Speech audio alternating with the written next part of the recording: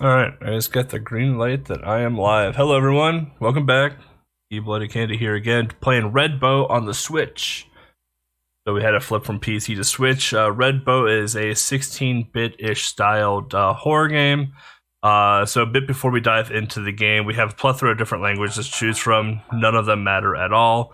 Prior to today, the world record was 9 minutes and like 40 some seconds. As of last night, the world record is now 7 minutes and 40 some seconds because I completely rerouted this game last night. So the 15-minute estimate is yep, a thing. All right, Red Bow. So we're gonna get started here in 3, 2, 1. Let's go. So, to start off the game right away, it's gonna look a lot like Link's Awakening or Link to the Past, where we're sleeping in a bed, we're gonna wake up. The game is composed of, I guess, 4 different dreams. Each dream has 3 different endings to it, which is actually kind of cool. Dream one, I found a huge sequence break in where we can literally skip the first 2 minutes of the game, where if you just hug the left side of the road, we're gonna approach this pillow, we're gonna sacrifice our pendant, Kubi's gonna say okay bye, and that's the end of dream one.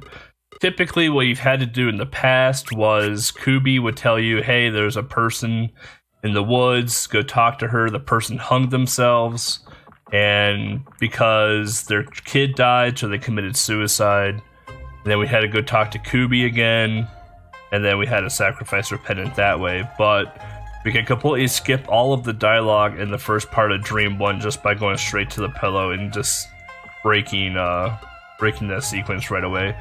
In Dream 2, we have a quarrel of lovers where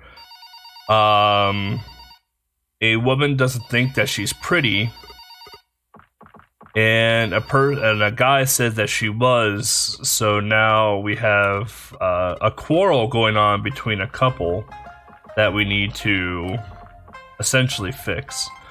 So here, what we did, we had to gather fireworks, and now we just got a lighter. So now we're gonna light off some firecrackers in the kitchen to scare a cat off of the roof to get a key to open up the room next to us. So like I said, every dream has 3 different endings. This game actually has 4 different endings associated with it, which is actually really, really intense for a 10-minute game. The 3 endings to this dream is I could torch everyone. I can literally just set everyone on fire, which is slow. I could electrocute people, which also results in me killing Ro, whom we're playing as right now. And then the other one is the photograph, where I get to save everyone, which is the faster memory for this one. So here we have Minikoi. We're gonna get a little pop-up jump scare. Yep, she looks great. And then she asks if she's pretty, and then how she has a smile, kind of like a Joker-esque Batman feel. We're basically just mashing B to get through all of this, and then we're going to check the toilet because there's going to be a crowbar, because that's where you typically store your crowbars, is in the toilet. That's where I store mine, in a way. And then we're going to go back outside. Oop, we're not going to use a key. We're going to use a crowbar. Open up the manhole cover, and then we're going to be greeted with her boyfriend, whom is tied up and against basically an electric chair. So Kokai is the woman's boyfriend, and basically he says that she's psychotic and don't talk to her, don't tell her that she's pretty, etc., etc. Basically, she carved a smile into Kokai's face. That's why he's smiling like that. So we're gonna go back into the building, back upstairs, and then the woman's gonna be back again. She's gonna get very angry and turn into a parasite.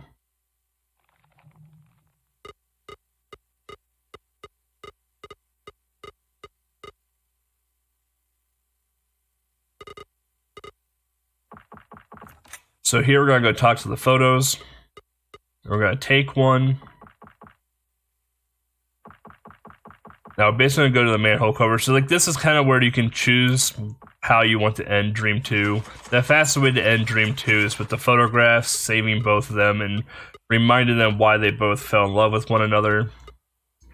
Even though it's a crap ton of dialogue, it is 10 seconds faster than lighting them all on fire. And if we kill Ro, the game just ends. We can't continue. So it's just not even an option. So here we're gonna give him the photograph.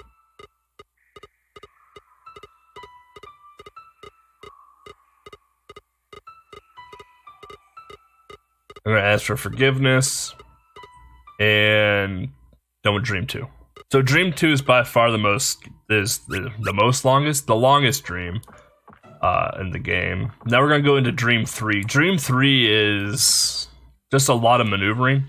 So Dream 3 is we're on a boat magically, and we have to fish up a key, and then we gotta talk to Shoujo, who is a drunken sailor, whom is sad about his friends and family because people think that he killed them when he actually didn't. So we get the key? Okay, we got the key. So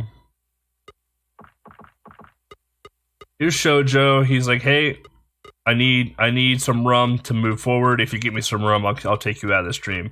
So again, this dream has 3 different endings as well too. Ending 1 is getting Shoujo his rum. He drinks his problems away. Ending 2 is to reunite him with his friend down here in the jail cell.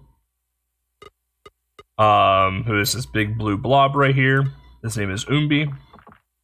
And then ending 3 is releasing Umbi from jail, and Umbi eats you and kills you.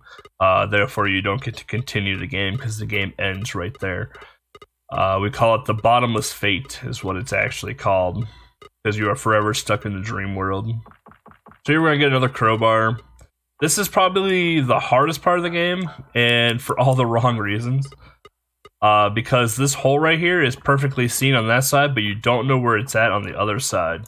So you have to know to line yourself up in between the first 2 barrels in order to walk out. In order to free Umbi, you have to hit that lever about 15 times, and then he'll open up. So here we're gonna go back to Shoujo, see Umbi. Stay in jail, nerd. We're gonna go back to Shoujo, give him his rum. He's gonna say, hey, thanks, and then take us to the final dream world, which is Dream 4, which is an island with a lighthouse. So this is the end of the game, basically. This is where you're going to get one of 4 endings. There's a good ending, a better ending, the best ending, and a bad ending. We are going to get the bad ending because we sacrificed ourselves at the start of the game, and we gave Shoujo rum without him thinking about his problems, even though we saved the couple in the Dream 2. We're going to talk to L Jacket here, and he's just going to tell us about what to expect moving forward in the lighthouse, and how what's her face, I can't remember her name now, is going to judge us. Muma is going to judge us. So she is the judgment. She's going to say you did good or you did bad. The bad ending always has the baby falling out of herself because she died in a car crash with her unborn child, and that's time. And that is Red Bow for the Switch. I believe it's out for PS4, Xbox, and PC. So it's a cool playthrough. My first playthrough of the game was about an hour because I literally touched and did everything in the game. 4 different endings. Short game. Really, really cool. I randomly found it on a Switch one day and bought it. So, but Kubi is probably the best character, and we didn't get to interact with Kubi at all. Kubi has this giant neck that eats souls out of the soul highway. But yeah, Anyway, y'all, thank you for having me. Thank you for watching my runs. Thank you, RGL, for having me on this awesome spooky marathon. Super appreciate it. Please stay tuned because after this we have L Rock, really good friend of mine, doing Faith Chapter 2 in Haunted Castle. So definitely stay tuned for that.